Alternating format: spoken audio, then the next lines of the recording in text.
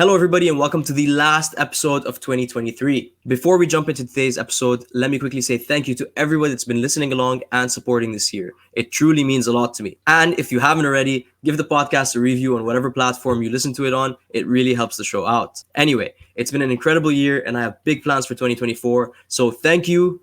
And stay tuned. I also want to say a huge thank you to Exoterra for sponsoring this podcast for the past 2 years now, and for sponsoring a bunch of videos on my other channel this year as well.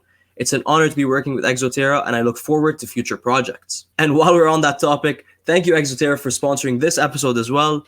Exoterra makes quality products for our pet reptiles to make them feel at home. Okay, now that all of that is out of the way, let's talk about today's guest, although really he needs no introduction. If you're a reptile keeper and you're not living under a rock, you already know who this guy is. So without wasting any more time, everybody please help me welcome probably the funniest person in the reptile industry and a very good friend of mine, the Pickle King, Adam Wickens. Pickle King. Starting us off right. Let's see it. Thanks, buddy, for having me on. I love it. Straight into the pickles. I love it. Oh man, how are you doing today, Adam? Couldn't be better. Great day today. How are you doing? I'm doing great. Thank you very much for coming on. I'm super excited to do this. And this is your second time on. First time alone, but second time on the show. So yeah, thank you very much for coming back. Thank you. Of all the reptile podcasts, there's only a few left, but you're the one that I watch. You Animals at Home is also pretty great, but I watch. Thank you very much. I'm going to clip that out and use it as like a little endorsement clip and just show it everywhere. Adam Wickens Wicked Reptiles said, "I am the only podcast." I'm even cut out the Animals at Home thing. I am the only podcast. And Dylan. Okay, fine. I'll keep it in. I'll keep it in for Dylan. Oh man, that's funny. Okay, shall we? I thought I could come up with something funny to do that transition with, but I haven't. So shall we just dive in? I'm ready. You sent me the questions earlier. I don't feel comfortable answering my date of birth or a social security number, but everything else I'm good. Yeah, I'm ready. So you're down to send me your credit card number then? Well, yeah, of course. I mean, you can buy yourself whatever size 6 shoes or whatever it is that you. Yeah, that's nice. Fine. Beautiful. Yeah. Love it. Okay, awesome. All right, Adam, tell us how you got started in the reptile hobby, and then maybe transition from there to how you got started in YouTube. Sure. So when I was a kid, I was obsessed with dinosaurs. Dinosaurs were the best, and I realized you couldn't keep a dinosaur. So when I was a kid, my librarian, Mrs. Corvino, she used to teach my mom in high school, and then she was my librarian when I was a kid. And her husband ran a sanctuary or rescue or whatever it was called at the time. We're talking about 1996, 95 maybe. And years before you were born, young sir. And so they brought in a big tortoise and snakes and stuff. And I'm like, okay, I'm obsessed now. And then I watched Steve Irwin when I was a kid, Jeff Corwin, like all those, Jack Hanna, Kratz brothers, all those guys, right? And then so I became obsessed with reptiles, but I was never allowed to keep one. So when I was 19, fast forward, I started working with this girl. And she's like, I got 2 bearded dragons. I need to get rid of one because I keep them together as a male and a female. They're laying eggs and stuff. So she plopped it in my hand, and then I had a bearded dragon as a pet, right? I was 19. My parents are going to charge me rent. Well, I'm going to do whatever I want now. So I brought home a bearded dragon. And then that evolved.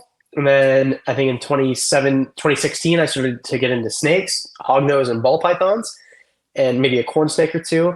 And then in 2019, so if your audience doesn't know, I'm a stand-up comedian too. I started that in 2017. I've been doing that for longer. And then this guy who I do a lot of shows for, he said to me, as I was in between jobs, I said, I'm kind of bored. I'm not doing anything. He's like, hey, you have this big personality. You have a camera and a bunch of reptiles. Why don't you start a reptile channel?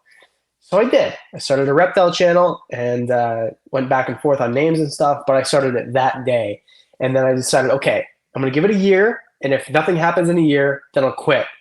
And then around 9 months, I started to get some traction. So here I am, still doing YouTube.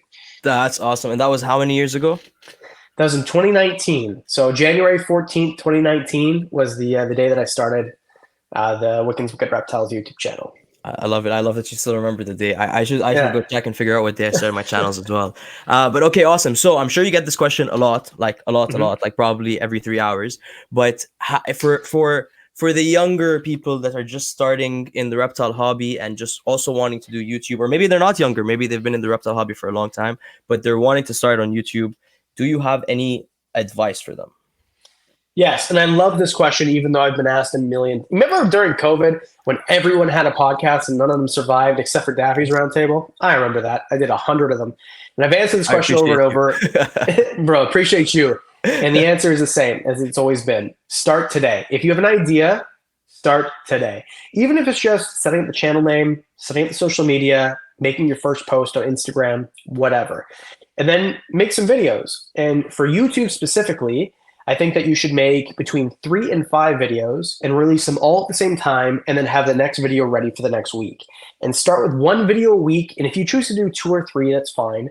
But you're going to realize very quickly, if you make good quality videos, it takes a lot of time. You know this, right? If you make good quality videos, it's time sensitive, or not time sensitive, but time consuming. So have a bunch ready, because for someone to hit subscribe, it takes, if you look at your analytics, 2.3 videos for them to watch, for them to hit subscribe. So if they watch 1 video, then they'll never see you ever again. They forget you even existed. Oh, it's a new guy, whatever. So make a bunch of videos, post them, get better at something every single week. So this week, good at lighting. Actually, let's start with audio. People will put up with bad video, but will not put up with bad audio. So good audio, work on lighting, camera, angles, editing, music, sound, go back to lighting, and just keep getting better at something every single week. And and also consistency. So the big thing is consistency. If you decide that you're going to do something, no matter what it is, if it's YouTube, finance, investing, whatever, consistency. Make sure that you are doing it all the time. Don't make it a one-time thing, because it's never going to be successful that way. Awesome. I absolutely 100% agree with everything you said. I actually have heard people ask you this question many times, and I've heard you say consistency. And I was just expecting you to give that answer, and then you just went off, and that's awesome. That's a lot of good advice. But let me tell you, if there's someone who can disprove my point, Dr. Plants and I do you know who Dr. Plants is? I've seen his channel. So Dr. Plants is probably, besides Ants Canada and Tarantula Collective, the most cinematic, beautifully produced videos ever. Okay. Awesome. This kid's 18 or 19, by the way. So he's just a baby. Wow. A million times better than I am at YouTube. He posted 4 videos last year and got 1.2 million subscribers. So don't listen to me. Wow. But I'm just suggesting to do this. But there's also another way to do it if you're really good at it. I don't know why I'm doing hand gestures like Donald Trump, where I don't move my shoulders, but just my hands. But anyway, make Reptile YouTube great again. Anyway, yes, yes, agreed.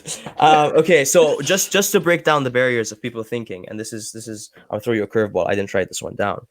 Do you need a camera and a mic and all this fancy stuff, or can you just go off with your iPhone and make a decent enough quality video to go on YouTube, in your opinion? So Snake Discovery made videos with her iPhone until she was over 2 million subscribers. So she has surpassed what I've done by almost 10 times just using a phone. So I'm using my iPhone right now for this. You can use your iPhone. I would recommend that you spend money for a microphone. But that's it. Good audio and video is okay, and that's it. So no, there's no money barrier at all. If you have a smartphone, you can do this. Awesome. I absolutely agree. I also, by the way, you know this, but I film most of my videos on my iPhone as well. Anyway, so your videos look great. Your videos look great. Daffy's Reptiles, Daffy's Roundtable. I highly recommend you subscribe. Once again, I'm going to cut that out and use it as an endorsement clip. Awesome. Yeah. Okay. So what do you think the responsibilities of being a creator are in this industry? In this industry? Yeah, like you with someone with a big audience, you're influencer, you're people are listening to what you're saying. So yeah, well, I guess in every industry in general, but more specifically in like the reptile hobby or in the reptile industry. So I have a very controversial take. Okay, awesome. In the reptile industry, 0. I don't think you have any responsibility at all. This is the most, I've never had such a compliment ever as someone saying to me, well, you said that there's no responsibility, but what about Elon owning Twitter? Here's the deal, or X, whatever it's called. Once your service becomes utility, then it's different. Once your service is something like where your message gets out on the internet, then it's different. But I'm 300,000 subscriber, even Emily or Jay or Brian or whoever. I don't think your influence is big enough for anything.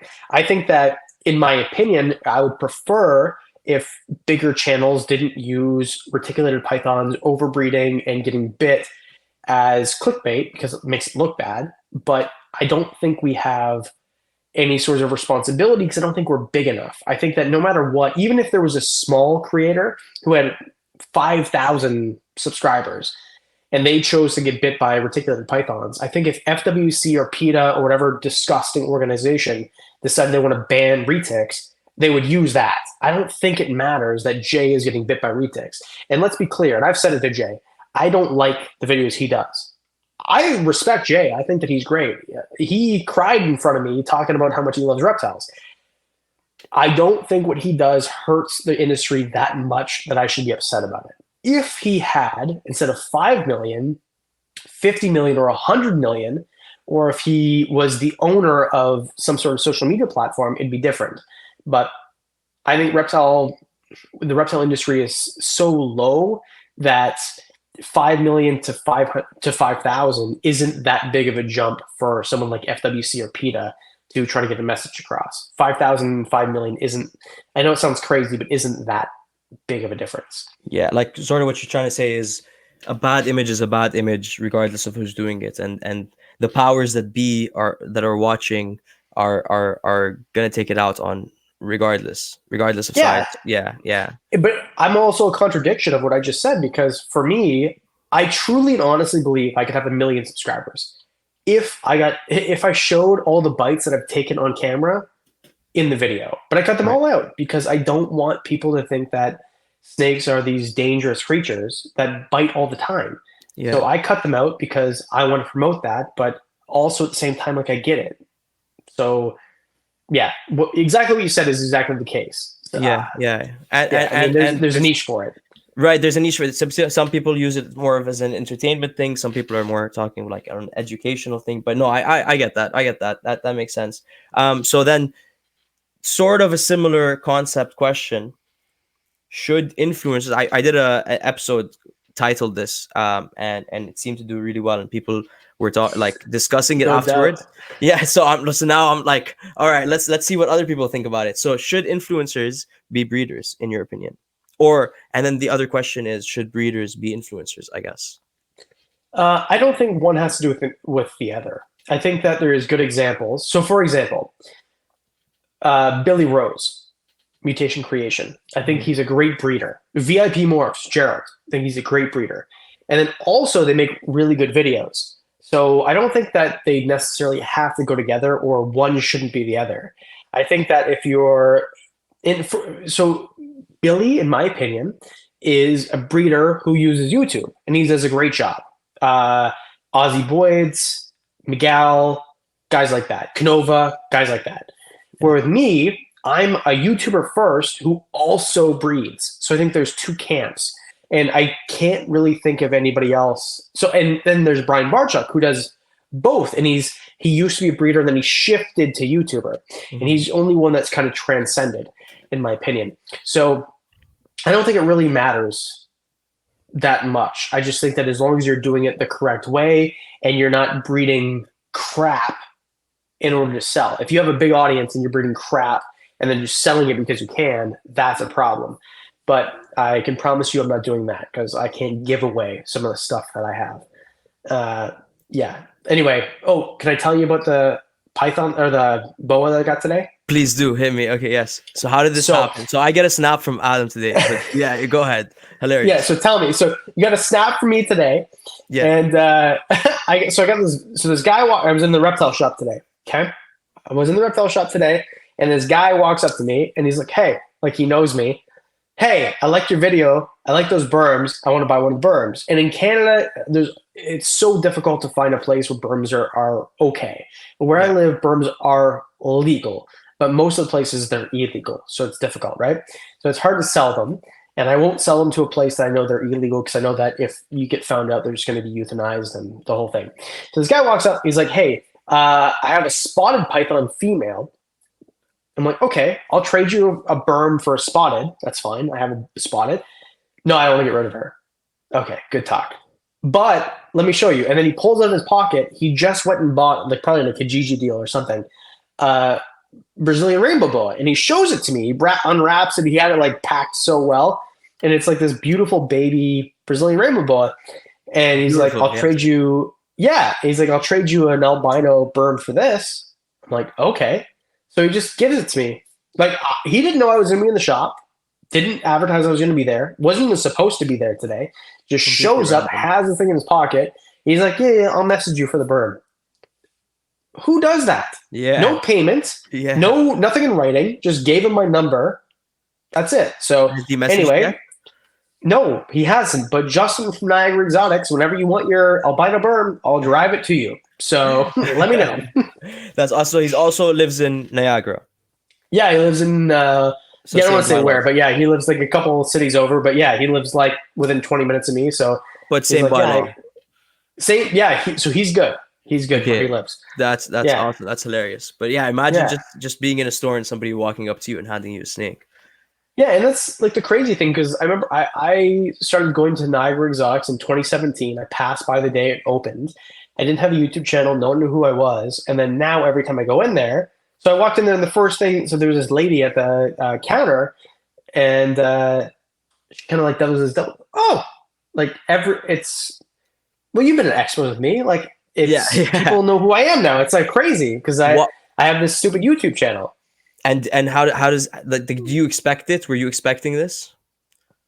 No, I still haven't gotten used to it. Like at Expos, I kind of am used to it now, because when you go to an Expo, it's only reptile people who are really into reptiles. Yes. Because even people who go to a reptile store, they're taking care of their kid's pet or their husband's pet or their friend, like whatever. So a lot of the time they don't know who you are. But at an Expo, if you go to an Expo, you're either a reptile person or with a reptile person. And the amount of times I've had people come up to me and be like, hey, oh my God, oh, you're the guy. My husband watches you, or my kid, or my wife, or whoever.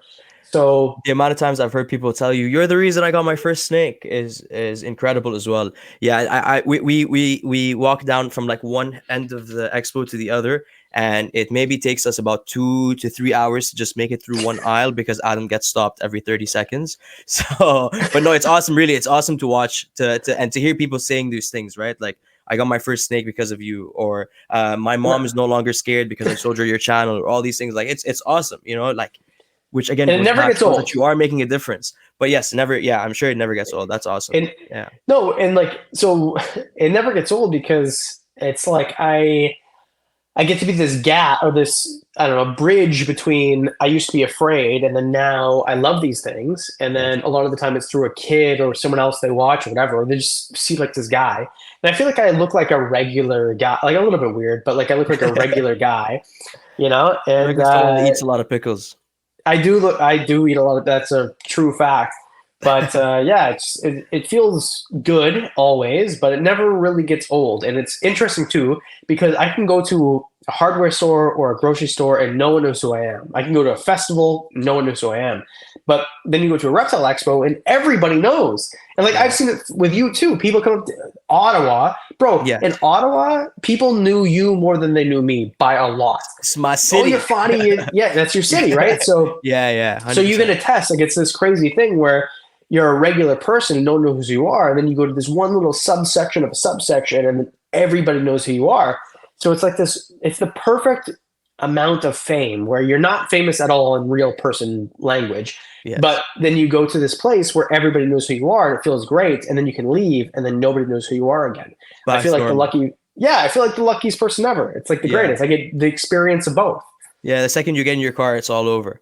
Yeah, it's all over. Yeah, bro. So I go to the hotel. We're all at the hotel together, all of us, and nobody knows who we are. So when it's me and you and Diane and Mike and Dan Roselli is there, and Kayla and everyone, Emma, and everyone's freaking out, like, oh, they're all there, or like Animal Con, right? Yeah, everyone's freaking out.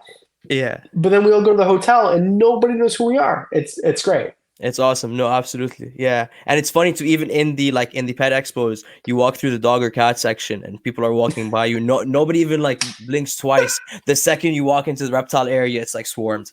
Yeah. Dude, it's so funny too because it's true. Like as soon as these pet expos, I walk into the dog area, especially at CRBE, and nobody knows who I am. Like I'll have one or two people. The April Expo last year, there was 4 or 5 reptile booths, and I think I got 8 people to take pictures with me. Normally it's 100, you know? Yeah. So Yeah. yeah, it's pretty great. And it's no complaints, by the way. If you're watching this and you ever, should I? Yes, always approach. It doesn't matter how big, if it's me or Serpa or Brian or Snake Discovery, always come up and say hi. We always love it. Agreed. Absolutely agreed. Yeah. Yeah. Or smaller creators like me. Please come up and say Yeah. hi. Or Yeah. or Foddy. Yeah. I don't Yes. know, man. I feel like get on a consistent schedule and watch your channel Yes. to the moon. Yeah. We're working on it. We're trying to push that consistency now. We'll see how it goes. I feel you, man. It's a lot of work. I get it. I understand. I think that's another thing that actually people don't. I think people always think like, oh, it must be easy. He's just a YouTuber. He just makes content. We're like, that's such an easy job, but it's really it's a lot of work. It really is. Like I'm sure with you posting 2 videos a week, like it probably gets pretty tiring pretty frequently. Yeah, and I know people think, he's got an editor and blah, blah, blah. But Still a lot of work. but even before that, like, how do you think I got to this point? Like, I was doing 2 videos by myself and all the thumbnails and all the marketing and everything, like, no employees for 3 years or 3.5 years. So, yeah, it's a lot of work. And then I remember, bro, I had a day job for the majority of this. I had a day job too. So you're working like every day and then going home and editing. So you're working nonstop. Yeah, and people think, fuck, you get rid of your day job and you have a break. No, because then you get better at the videos, and I don't know. There's a lot of inspirations that I have for this, and I think the Tarantula Collective, even though he's not Reptile, he's like in the same field. Incredible channel. And so when I watch his videos, if you showed me his like 5 seconds of his videos and 5 seconds of Discovery Channel, I wouldn't know the difference. His are so good, so good. And so my audio presets I got from him, color I got from, like, there's so much I learned from him, and his channel is like half the size of mine. He deserves to be 2 million. But he chose spiders. It's a much smaller niche. Yeah, absolutely. Yeah, so it just depends, and that's why I don't know if I can plug, but I'm starting a new channel in January, and I feel like it's going to be much bigger just because it's a bigger range of people. Like, it's Informal History, it's called, and it's about history and culture and paranormal and creepy stuff, and I just feel like it's going to be a bigger niche. But I feel like I'm going to do the same sort of videos that I do for like travel that nobody watches on the, Reptile channel, and everybody's going to watch on this channel. So because they're going to be travel themed audience or a travel themed community, they're going to enjoy that kind of stuff more, I think.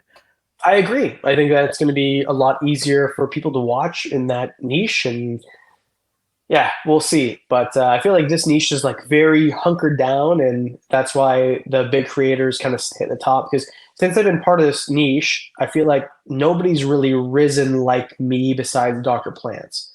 I feel like it's just been kind of us. And then Brian sit at the top, Jay, Serpa. Like, can you think of anybody at the top who's not been at the top forever?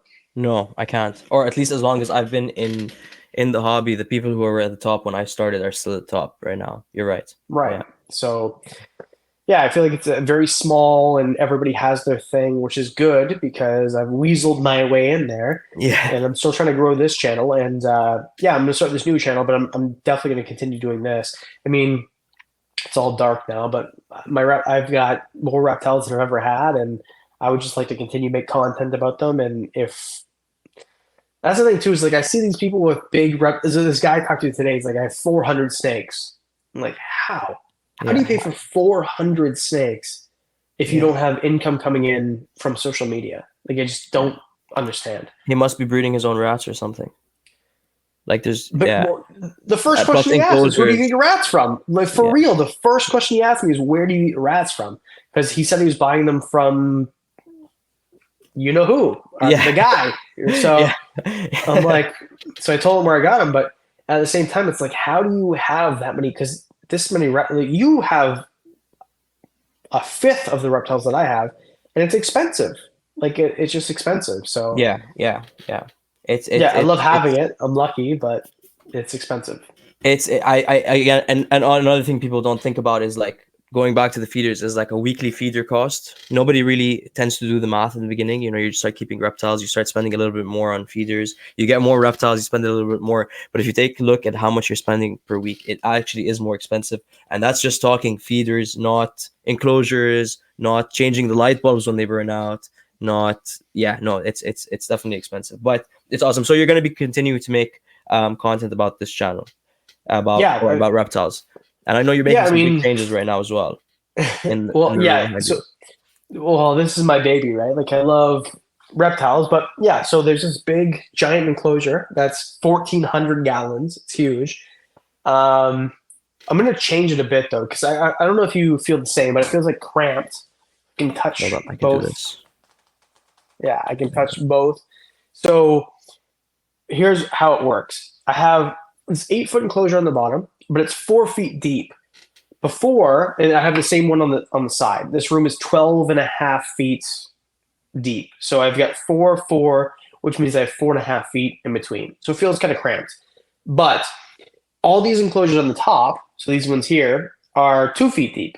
So what I should do is I should take the 4 foot deep and put it on top of the 4 foot deep, and then move all these back so it's only 2 feet deep, and I have 6.5 feet. More space. Right. Right. So I'm going to do that. I just need help because these things weigh a lot and they're awkward, and I got short T-Rex arms. But yeah, I did the reptile room tour last week and did well. So thanks everyone for watching. But yeah, this big thing is going to be the centerpiece at the back of the room, 1,400 gallons, 8 foot deep, 6 foot tall, 4 foot wide. I have to put the screen on the bottom. So I don't know if you can see, like, on the bottom there's holes that dart frogs get through. You know dart frogs. So they're like holes big enough for dart frogs to get through. Is that what you're saying? Yeah, they're 1-inch holes. Much. Yeah. So I'm gonna put screen on those. I gotta put a pond liner in it. The background's already in it. Then put the substrate, and then put the plants in. And then I'm gonna put 2 reticulated pythons, dwarf Retex, and white. So I said I was gonna put red-eyed tree frogs. When I put the red-eyed tree frogs up, I showed you the thing, right? Beautiful. Have you showed it online yet? On my story on Instagram, but that's pretty much it. I'm doing a whole video about it, which will be out in January. Awesome. And so I'm gonna put. So here's what I thought: reticulated pythons are from Indonesia, and white tree frogs are from Indonesia and Australia. So I figured, okay, put those together. I might even put some dart frogs in there, and then I was thinking about putting, so I'm going to put either dart frogs, or I'm going to put the Phelsuma grandis, so the giant day geckos. Because giant day geckos can live with big frogs. I've done it with the milk frogs forever. And I have them in this enclosure upstairs. I don't really want them in anymore. So anyway, we'll see. But it's going to be really fun. I think it's going to be really fun. I think that sounds sick. Do you have any concern of the snakes eating any of the other animals? No, because the Retex have heat glands, right? They're heat pits. Yeah. So they're looking for warm-blooded prey, and I don't think the frogs or the lizards are big enough for them to even pay attention to pay attention or sense them. Yeah, no, that sounds like it's going to be an awesome enclosure, man. That's really cool. So January, you said? Yeah, January I want to do the video. I mean, transparently, as a YouTuber, December is the best month for ad revenue. Yes. So this month is like reptile YouTubers who almost died, which is the next video that I'm just editing right now. Reptiles who did die, the most expensive reptiles for next year, the most common or most popular reptiles for next year. Those are the videos that I want to make for December. And then next year will be like longer gainers, kind of like more wholesome, fun videos. And I think with those, it's going to be rearranging the reptile room, doing this enclosure, the bigger enclosure in the other room, stuff like that. Awesome. So stay tuned to the Wickens Wicked Reptiles channels. Lot is coming, sounds like. But that's awesome. Okay, so on the top five question, actually, that's one of the questions I had for you as well. You're always saying like top five most popular in 2024, top five reptiles that are going to become cheaper next year, and and so on. How do you decide? And obviously, like disclaimer, opinions, all of that, but like how do you decide like what species are going to become more popular, cheaper, whatever? Like how do you pick the species to put into the videos?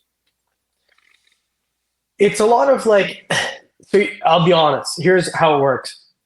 I'll think of a topic first, and then I'll think of the reptiles. So I'll think of, okay, what do people want to see? What's going to be interesting for people to watch? And then I'll think of the species. And even if it takes a week, sometimes it takes 2 hours. But I'll just think. So, or I'll message. You've got these messages before. I'll message Diane and Mike and Kayla and Fadi and Emma, and I'll say, hey, this is the video that I'm doing. What fits? And you've told me stendactylus. I'm pretty sure your auto reply is just stendactylus. Every time I message you, it's stendactylus. It's a perfect. Yeah, so if it's like top five that work in a 10-gallon, okay, so I'll just think, okay, what's small, what haven't I done before, things like that. Top five, I don't know, most expensive for next year. Then I'll look at Morph Market, or I'll think back. So all year, or at Expos, for example. So I'm very lucky. Fadi and I are both employed by Canada Reptile Expos, Reptile Expo, right? I love that team. Amazing. Grant does amazing work. Absolutely. So I'm lucky, so I get to show up a day early and then early in the day and then look at all the reptiles and amphibians and look at the prices and how they work. And now I'm sponsored by Morph Market, so I get to look with them and what has dropped, what hasn't dropped. And I can message Darian, I can message Grant, I can message people in the industry and check. So it's a lot of like research, but I feel like I'm very lucky to be in a position where I can kind of message whoever I want to now. And there's nobody who's inaccessible to me. So I do my research and due diligence, but then there's also other videos where it's just like, top five that I think are going to be popular next year. And it's my opinion. I see that, Alec is selling way more, like the dactyls. Yes, like Williams Eye. Right, than anybody else. I feel like everybody's asking about Dumerals.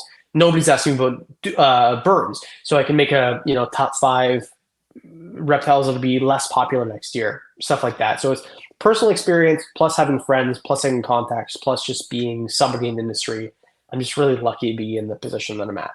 No, that's awesome. And also it's good to know that that's what you're doing at Expos, keeping your eye on the prices is what I need to start doing as well. Just kind of seeing the trends of what's becoming popular. What should we work with next? No, I'm just kidding. Don't breed what makes you money, breed what species you love. That's right. Yes. Okay. So speaking of breeding, maybe let's dive into your collection a little bit. You had a booth at the Expo, which means you have bred some species before. What are like a couple of the species that you're working with or breeding right now? So next year, great question, Fadi. Next year, I'm going to be breeding hopefully hognose snakes. I think hognose snakes are going to be continuing to be adding in popularity, especially with even just regular morphs, single gene morphs, albino, anaconda, things like that. I think Chihuahua geckos are going to be continuing to be more popular for two reasons. First of all, I think high-end Chihuahua geckos are going to be more expensive, and low-end regular mainland Chihuahua geckos are getting cheaper. Also, I think, sorry to Dion at Reptiliatus for this, that high-end crested geckos are going to be cheaper. So things like lily whites are going to be cheaper. Right, exactly. And then I think you're going to see things like ball pythons. The market is always changing with ball pythons. But if, for example, you wanted to, and I'm saying this for pets only, if you wanted to get into, say, scaleless ball pythons and scaleless corn snakes are two different animals. I think corn snakes I'm okay with because they seem to shed fine. Ball pythons seem to shed not as well, and they're going to get cheaper and cheaper. So, for example, in 2016 or 17, the first scaleless ball python was bred. It was by Brian Barchuk. I remember the day like it was yesterday. I remember watching the video. and it was $125,000 he sold the snake for. Peter Williams Reptiles is selling them for $1,200 or $1,000 now. They're going to be worthless next year. So if you want to buy a pet, do not breed them. For a ball python, they're going to be cheaper next year. Chihuahua geckos, Leachianus, kind of drab-looking animals. So Leachianus and Chihuahuas, I feel like the good-looking ones are going to continue to rise, and then the base morphs are going to go down. And I think that crested geckos as a whole are going to go down. I think so too. I think the crested gecko market. I don't follow the Chihuahua and the Lychee too much, but I think the crested gecko market is already on its way down.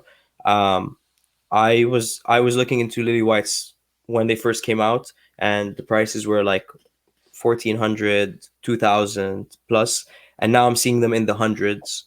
So I think they've already started to go down. And I think for the other things you said, the higher end stuff will go out. I also think some of with some species, I think the normals will also start to become more popular, because I feel like there's also starting this trend of like, or this wave of people going anti-morph, sort of like, oh, I just like the base look of it, and like I don't want to. Not that there's anything wrong with either of them, but you know, a lot of people are saying so. So yeah, it's super interesting. But okay, so Hognose.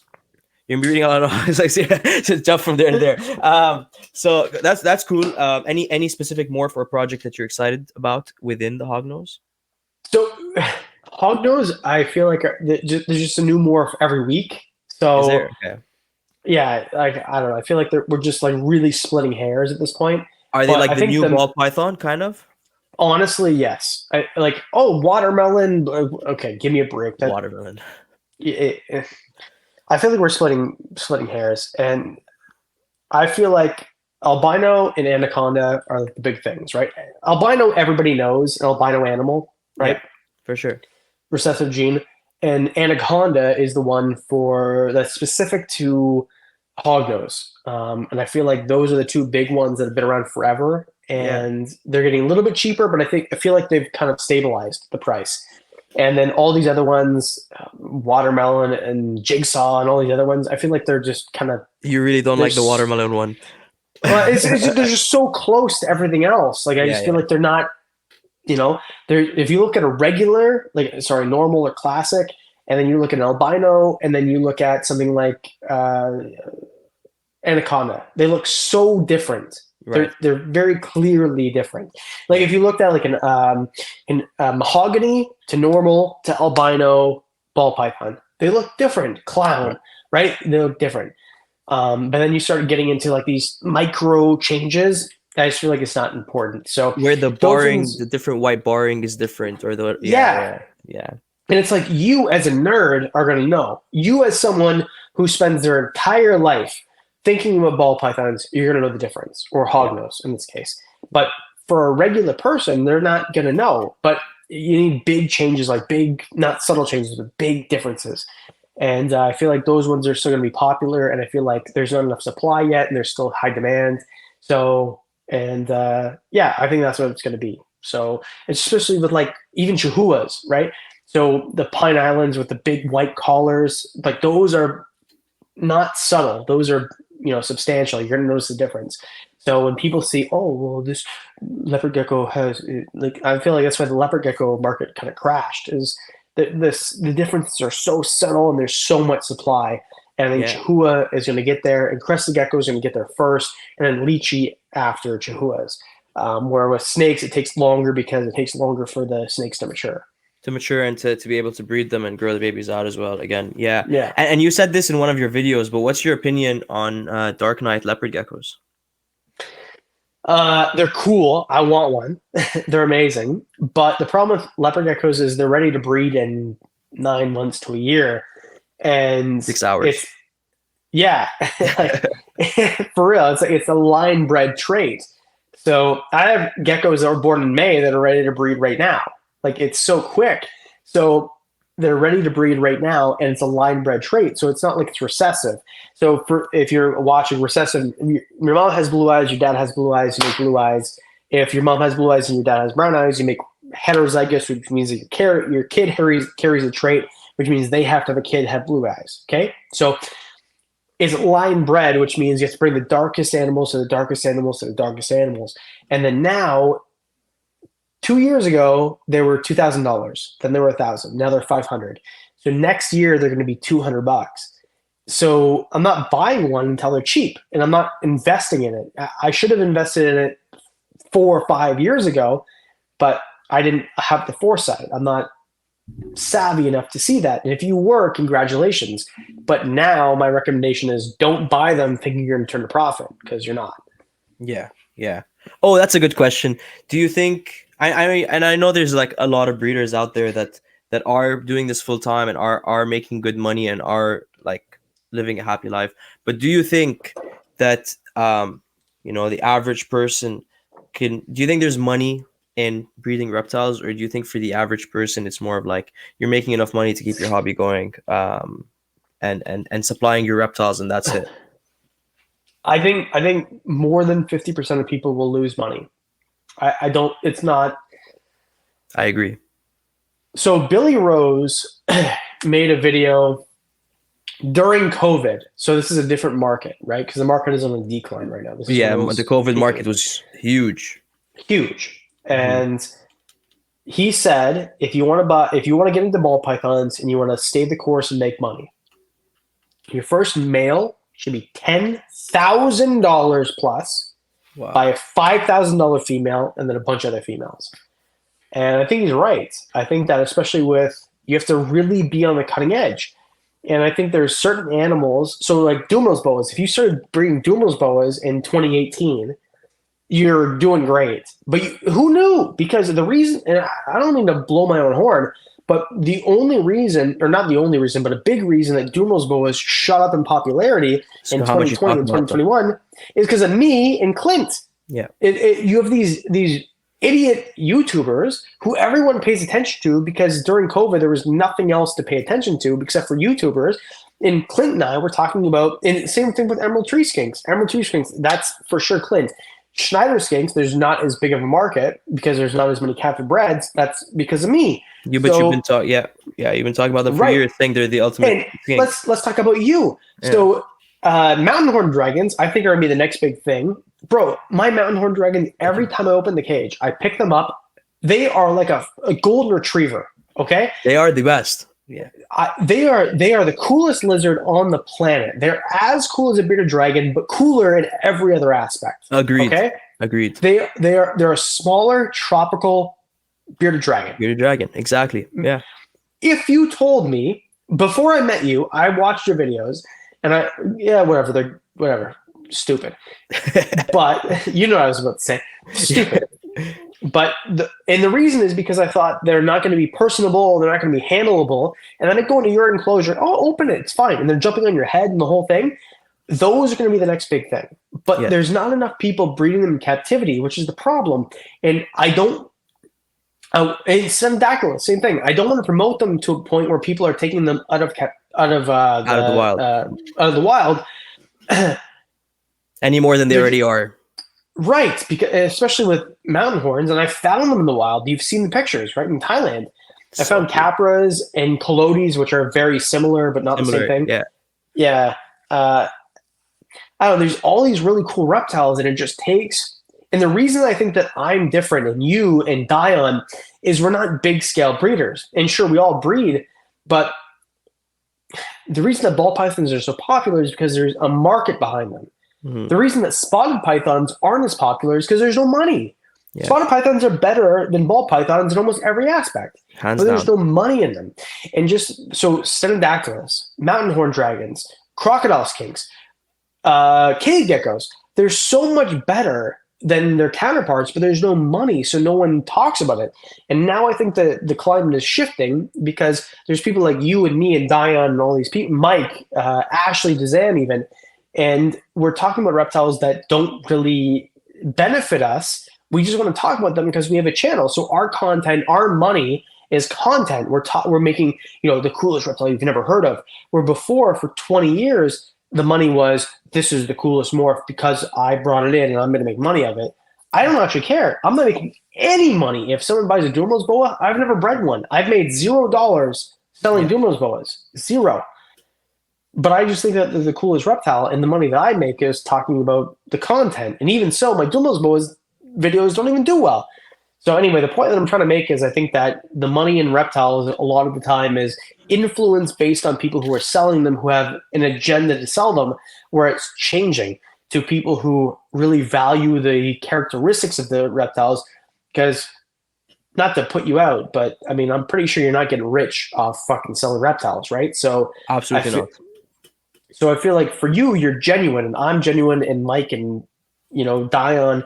So I feel like we're going to see a shift in what's really cool, and it's not going to be based on what cool, and not going to be based on what people, yeah, what people make money off of, but rather what they offer to the keeper. And I think mountain horn dragons are the best example, because even if you made a couple bucks, I've made $0, and I still think that mountain horn dragons are the coolest thing. I'm so glad I have them. I love them.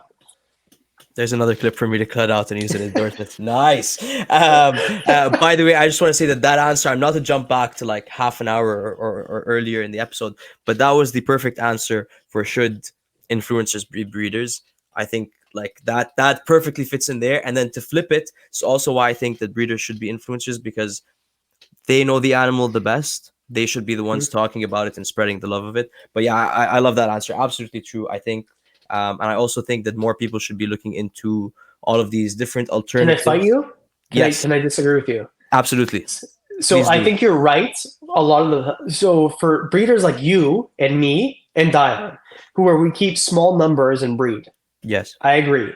But someone who keeps, say, I know ball pythons get a bad rap, but someone who keeps ball pythons only in racks and has never tried a PVC, has never tried anything else, I think those are the worst people to advocate, because they don't know the natural behavior, because they don't care. Okay. All they care about is it ovulating? How much do I feed it? What's the temperature going to be? Temperature drop, temperature rehike, like that's all they care. So I think that it's different. Hobbyist breeders, which I would include myself in, and you and Dion. I love how he's not here. I'm just including him in everything. Are right. But I feel like hobbyist breeders, we know the most, because we like my mountain horn dragons are in my office.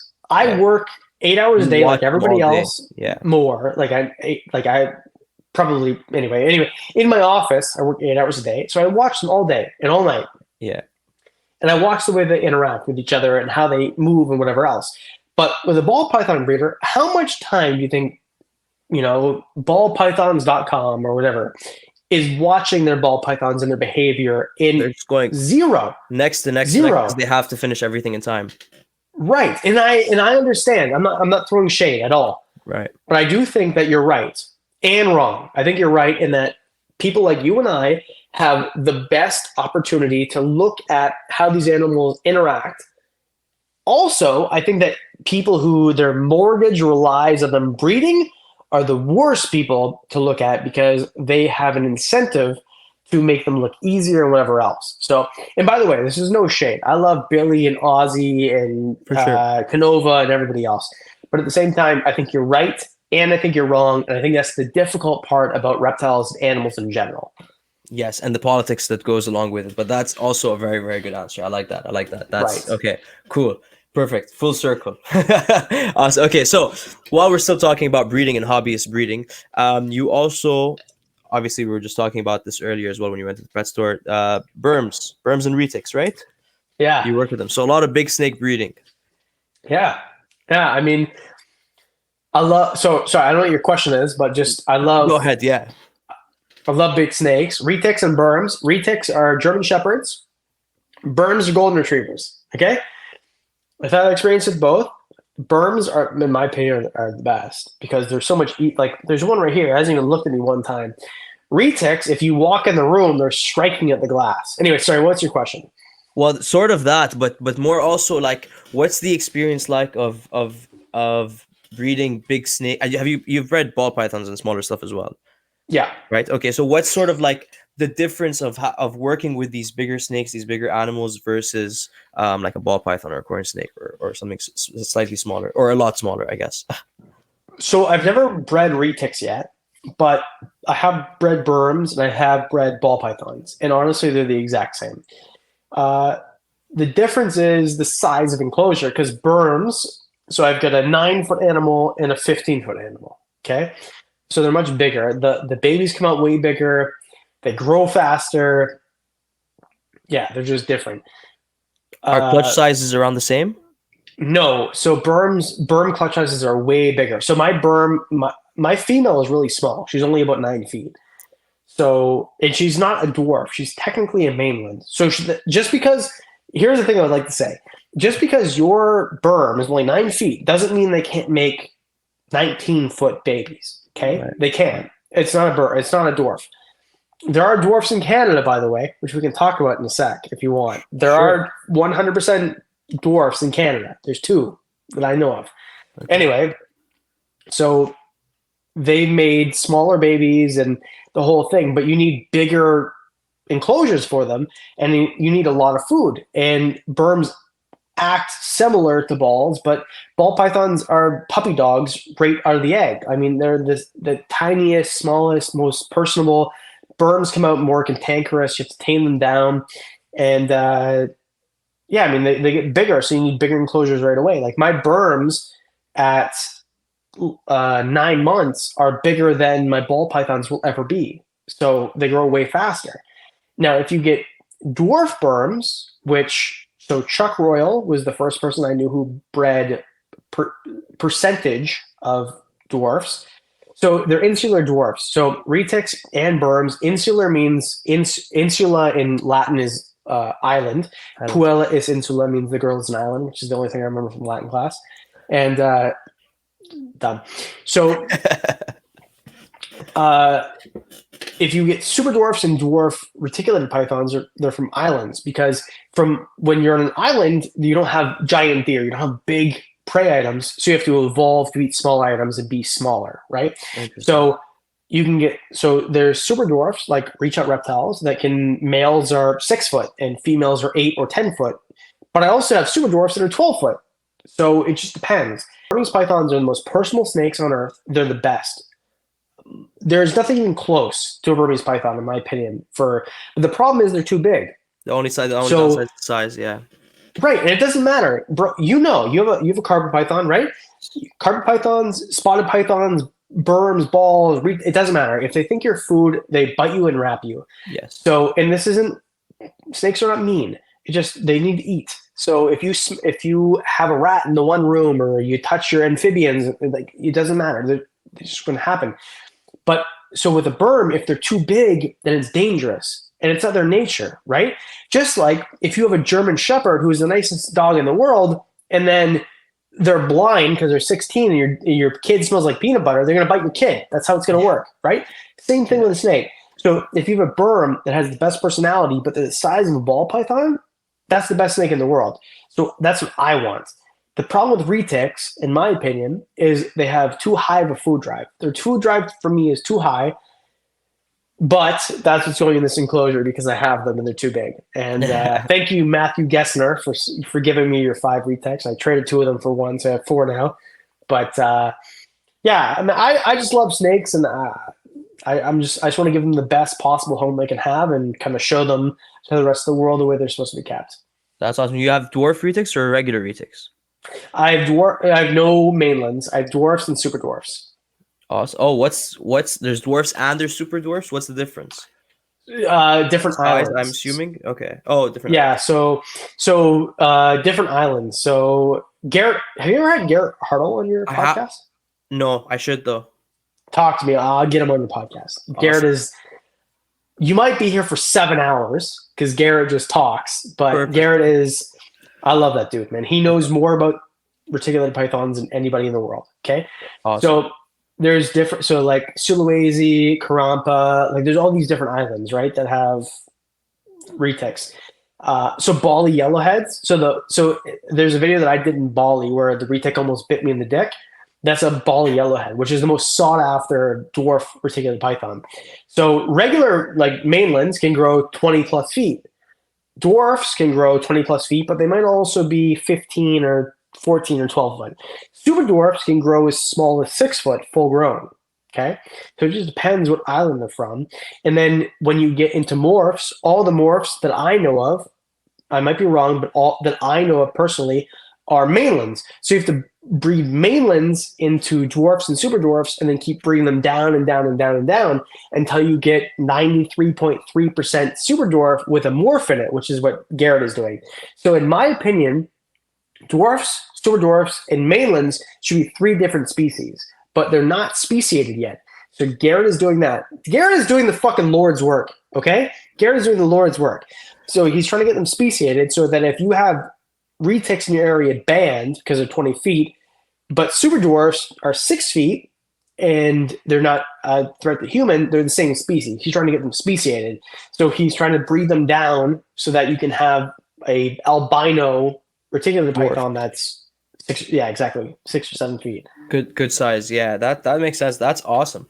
That's super interesting. And I guess they wouldn't have as much variety as ball pythons at this point, but are there like quite a few different morphs of them right now? Yeah, but the crazier morphs that you get, the bigger they are because they haven't been bred down. They haven't been bred down yet. Okay. Yeah, have you seen a golden child Retec? Dude, it looks like an oil slick. It looks like a rainbow. I've seen one in person. We'll talk about that later. In July, drive down to me and we'll drive down to Pittsburgh together and go to Retex Fest. Because I'll tell you what, these Retex are the coolest animals I've ever seen. I've been lucky to go to Garrett's place 3 times now, and some of the stuff he has, like some of these golden child Retex and like with stuff bred into them, they look like oil slicks, and he bred them into super dwarf, so they're only 8 feet. They're crazy. That's awesome. First of all, I've seen stories and videos of you up at Retex Fest, and I would absolutely love to join you. That would be sick. I think I don't know anything about Retex at all. I love that they do a Retex Fest, and I think that we need to do more. They also do, man, the States got everything. They also do like a carpet fest. They do so they do all of these different like smaller Iguana Fest. Yeah, exactly. Which I really wish we did some more stuff like that up here as well. But me too. Are you able to cross the border with them? Like, can you pick up snakes from Garrett and drive them back, or are they CITES, or what are the laws for Retex? You have to do an import, but you can ship Retex across the border. So Burmese pythons you can't, but Retex you can. There's a lot of paperwork and cost involved, and I was talking to Garrett about bringing. I'll talk about us off, but there's this opportunity that I'm still considering for Retex that are not in Canada that I could bring up. The problem is it's just expensive. So when he gets orders from Canada, he has to gather them for months and then bring them up. So, but yeah, if you want a Retex that's not in Canada, I mean, Bob Clark sells them and stuff, but in my opinion, Garrett Hardle is the guy. There's nobody like him. All his Retex are, he's the guy. That's the guy. That's awesome. Yeah, I'll definitely message you afterwards about maybe bringing him on here. But yeah, no, I definitely don't want to retake. I'm no more. I'm trying to stop myself from buying any more animals at the moment anyway, but definitely not a giant snake that I'm gonna need another giant enclosure for, because I still need to upgrade. They're definitely too many animals need upgrading right now. Well, just before we jump off this, you said bigger clutch size. Like how many babies are you talking per clutch here, roughly? Obviously. So my berm, who is small for her size, for her age, put 22 eggs. They can go 88 plus more. Wow. They can go almost 100. Wow. And is there like with some animals, just with some species, there's don't sell them before a specific age? Is there something like that with berms? I mean, for me, it's common sense. Like my berms, most of them took frozen thawed immediately. Some of them took live, and then I'd have to put them on the frozen thawed before I sell them. But I mean, as long as they've taken 3 meals, to me, then they're good to go. Like 3 frozen thawed. And I know people have different opinions, but for me, I advocate frozen thawed. So until mine are unfrozen thawed, then I don't sell them. Yeah. No, it's more of just a curiosity of like, how long do you have to house 22 giant snakes before you can list them for sale, right? Like, dude, some of mine are big. Like some of mine are 4 foot now, and it's been 9 months. Like they're bigger than ball pythons, and like full grown ball pythons. And it's funny too. Like the biggest one I have is a female. She's a classic. She's double het, so she's het for albino, het for hypo, but she doesn't show either. And it's like I want to get rid of this animal because she's so big. She takes up so much resources, She's eating a lot of and food. she eats so much food. She takes up so much space. She takes up a 3 foot by 18 inch tub. Like I want her gone. It's Yeah. just hard to sell because like I live in the one city in my region where it's legal, and everywhere else it's basically illegal. So yeah, I just need to get rid of her. Have you looked into the Quebec side? Yeah, I mean it's available Canada wide. So anyone in Canada who wants to buy it, as long as it's legal in your area, then I'm happy to sell it to you. Yeah, because well, definitely no one. I don't think anyone from like the GTA down to Ottawa can legally keep them. I think No, yeah. So you're gonna have to go out of province a little bit, but that's interesting. How many of them do you have left? Ship me a couple of berms. 8, bro. I'll ship you as I'll many as take you all want. 8. I got 8 of them, I'm just gonna you can send you a picture of me just in bed with 8 berms. Just bro. You'll be bleeding because they're all spicy. But yes, no problem. yeah. So it takes a while for them to kind of like calm down to like the berms we see everyone just the calm. Yeah, like there was one that was easy, but the rest of them, like, so ball pythons I've bred a bunch, and they're always mild. They're always easy, but these ones are all spicy. Yeah, yeah. Another species that we haven't touched on, and that we'll really quickly touch on, that I'm just curious, actually, for my own knowledge now. Are you ever thinking of breeding your Fiji banded iguana? Yes, so I need to find somebody who will sell me a female because from what I understand or from what I see in ads, and like, so here's the thing too, is like I treat myself like I'm everybody else. So I don't try to play, I got a big YouTube channel or whatever, but I would love to buy a couple females and then a male, right? But most people that I see, they sell pairs or only males. I just can't find a female. But if I found a female, I would definitely breed Fijis because, and I don't think it would hurt the market. I think that if I bred a couple Fijis, like a couple females, and had, 10 eggs a year, 10 babies a year, I don't think it would kill the market. I think it would just make them more accessible. But in my opinion, my favorite animal is probably my Fiji. Like it's so personable, it's small, it's not offensive, it doesn't tail me, it doesn't bite me. Yeah, I think that Fijis deserve more recognition for sure. Do they? I've only my only experience with them is with Greg's one, Snoop. Uh, Yeah, yeah, and he's like super friendly. Like he'll come out and he'll sit on my hand. But like as you were saying earlier, your mountain horn dragons are in your office. You're sitting there, you're watching them. I don't have that experience with Fijis at all. So like I've only like here, hold them and like held them. So are they? Are they like is their personality like are they like bearded dragons? Do you feel like he recognizes you? Is there or are they kind of just do they kind of just sit there? so imagine your mountain horn dragons were smaller and less colorful. Like that's it. Like they're just like more mountain horn dragons. They're just as easy Smaller to and pick less up. colorful. Yeah, like so imagine like a Larger and more smaller. colorful. So right, so imagine a smaller, less colorful Fiji. That's sort of mountain horn That's dragon yeah, is, sorry, yeah. Okay, yeah, awesome. right? So yeah, I think that they're easy to handle, no problems. They don't bite, they don't tail whip. I mean, they're herbivores, kind of, even though they go crazy for crickets. But I've heard that from Greg as well. Yeah.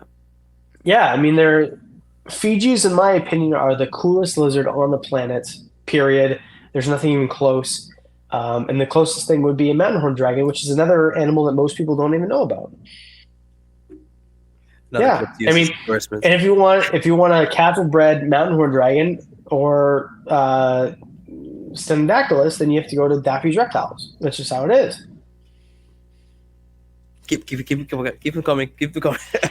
Daffy's Reptiles. I mean, he's got the biggest, fullest head of hair, fullest beard. I mean, of all the short guys I've ever met, he's the coolest one. And you should just buy all your reptiles from him. I love it.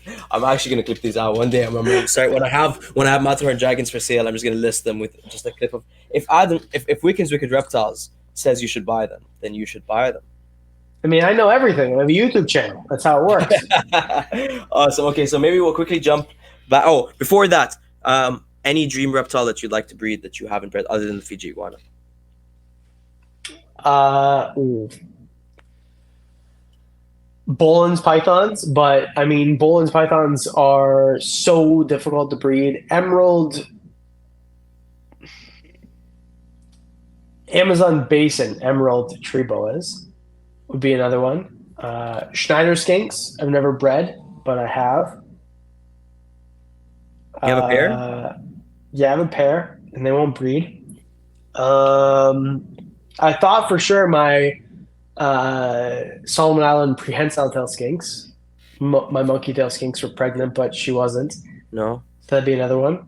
But yeah, I mean, my carpet python, carpet chameleon is gravid, I think.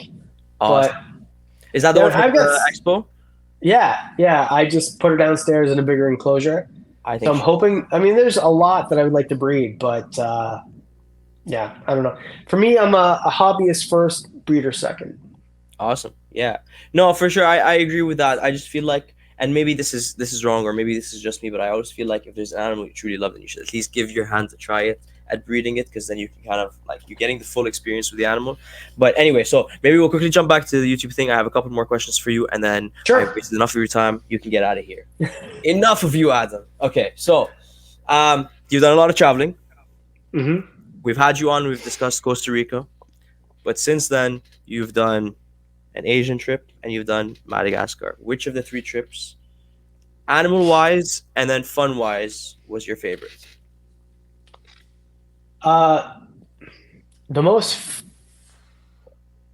They're all amazing. Like, they're all great.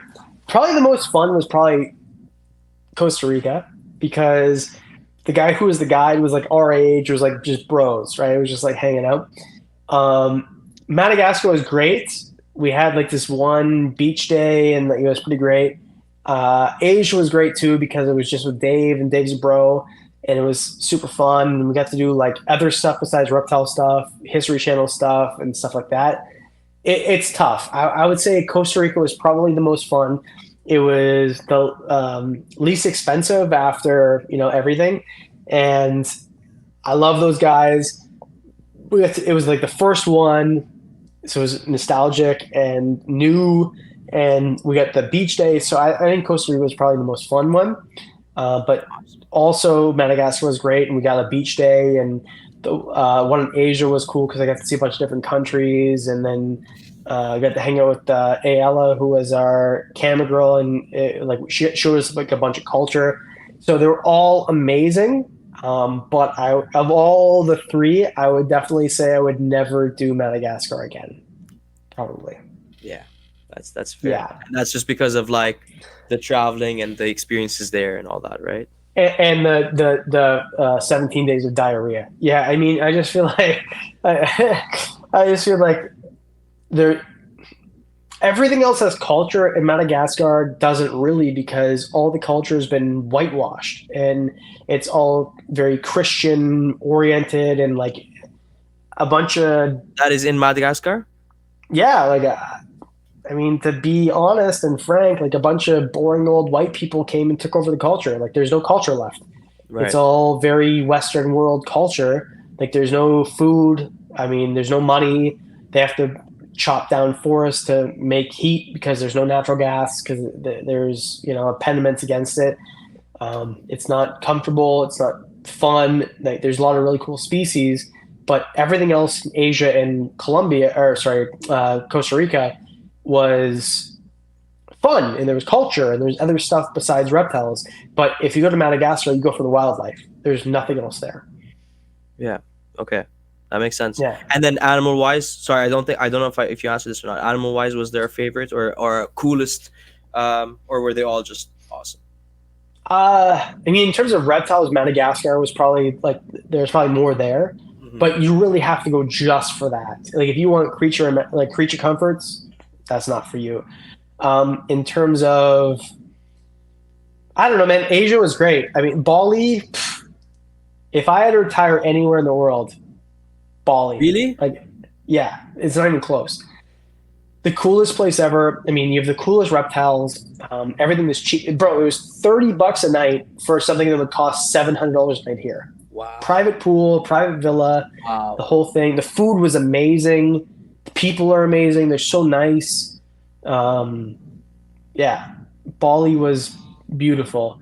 That's awesome. But I also love Latin culture. So to me, Costa Rica was really fun. But also our tour guide was amazing. Christian at CR Wild was like, I love that place. Plus Diane put it together and he did a really great job. He's got good taste. So I have no bad experiences. I mean, having diarrhea in the jungle for 17 days was something in Africa. But yeah, I have nothing bad to say. It was all really, really fun. Awesome. Awesome. And so yeah, no, that's perfect. Good answer. Good answer. So, Okay. Fadi, are you and I going to go on an expedition sooner than later or what? I'm ready whenever, man. Let's do it. Let's make it Okay. happen. All right. Hint, hint, tease, tease. No, okay. So, okay. Um, Winding down. A couple more questions for you. What do Sure. you think the future of the hobby is going to be? I feel like there's going to be, so they feature the hobby. I feel like breeders and breeding channels like Snake Bites TV are going to die. And not die, but like get smaller. And I feel like the future of the hobby in terms of social media is going to be people keeping bigger enclosures, more elaborate, things like that. I feel like I agree. this video is going to do really well in the long run. I feel like immediately I'm going to be sad and it's going to not do well. But I feel like in the long run, videos like that are going to do really well. And people are going to want to see bigger, more naturalistic enclosures for less animals. I think that the future of the hobby is going to be very humanitarian and compassionate and less about morphs and money and things like that. I feel like these animal videos where it's cutting this morph and hitting the jackpot and all these morphs and blah, blah, blah. I feel like those days are done. I feel like Brian capitalized on them and he did great and those videos are amazing. There's nothing wrong with them. But I feel like the future of the hobby is going to be big rooms with less enclosures and fewer animals and more elaborate enclosures. Awesome. Yeah, I agree. It definitely seems like the hobby is moving in that direction, and I'm very happy about it as well. It seems like in the bioactive thing started, it became popular, and now they're kind Mm-hmm. of like dragging it out to kind of see how far it goes. And I do think it's the better direction to be moving in. And plants, the amalgamation of plants and animals, I think is going to be a That's big thing. I agree, and actually that's perfect for our final question, Adam. What are you Uh-huh. doing January 21st, 2024? So glad you asked. I'm going to be in Mississauga, Ontario, or Toronto, as most people will call it. And I'm going to be at the Plant and Reptile Expo. I'll have a booth, I'll be vending. But more important than that, there will be a Foddy there. There'll be Dion, Mike from Reptile, from Alpha Reptile / Jungle Balls. I feel like there's going to be so many people there, and it's going to be a great Plant and Reptile Expo at the International Center. I love how you asked me this question. We did not talk about this. I'm not sponsored to say this. No one's paying me. But either way, But there's you going to feel be a Reptile Expo. So yeah, if you want my opinion, the best place to buy plants and reptiles, and I would have said this before I had a channel, are reptile expos because there's a bigger variety than anywhere else. You can see everything, compare, and if you enjoy personalities like Daffy and me and myself, and you can meet them there. So I'll be at the International Center on the 21st of January, which is a Sunday, from 10 to 4 p.m. parking is free, hall one. Parking is free. You can show up all day long. If you can't miss that one, you're going to have to show up on February 18th. I won't be at that one, which is still going to be the International Center. It's a plant and reptile expo. There's going to be hundreds of reptile and plant vendors. And if you want to go see your favorite allocation of philodendrons and chameleon species, you got to show up to the Canadian Reptile Expo in Mississauga, Ontario. Is that a good promo? That is a perfect problem. That's another thing we can cut out and use later on. No, that's awesome. Adam, thank you very, very, very much for coming on and doing this, man. I'm sure everybody already knows where they can find you, but just for the people living under a rock, Adam, where can people find you? Okay, I'm so glad you asked. So, Wickens Wicked Reptiles on all the platforms. That's basically it. And a special plug, Daffy's Reptiles. Please subscribe to Daffy's Reptiles. He makes very good reptile videos. And his podcast is one of the best, not only in Canada, but in general. So thanks for doing what you do. Fadi, you've opened up many doors for me. You've given me many Synodactylus dendrobates, IAPOC, so many things. And it's just a pleasure to hang out with you. And you put on, since your addition to Canada Reptile Expos, I feel like they've gotten so much better. Bringing you on as part of the team has been a blessing for Reptile Expos. And I'm glad with the direction that they're going in. And if you haven't been to a Reptile Expo in Canada, you should definitely go. And Fadi is the face behind it. So thank you so much for having me on. Really appreciate it. You're the best, and you are an integral part of the Canada reptile hobby. Man, I love you. I'm gonna cut all that out and use this. Trust me, you're gonna see all of this being used. Love you too, bro. No, for real. Thank you very much. First of all, that's really nice to hear. But yeah, thank you very much for coming on. Go give Adam a follow. You heard it. All social media platforms, WWR, Wickens Wicked Reptiles. As he said, Daffy's Reptiles on all platforms. Thank you all for listening, and we will see you at the Reptile Expo or on the next episode. Hey, look at that. I like the balloons. Perfect.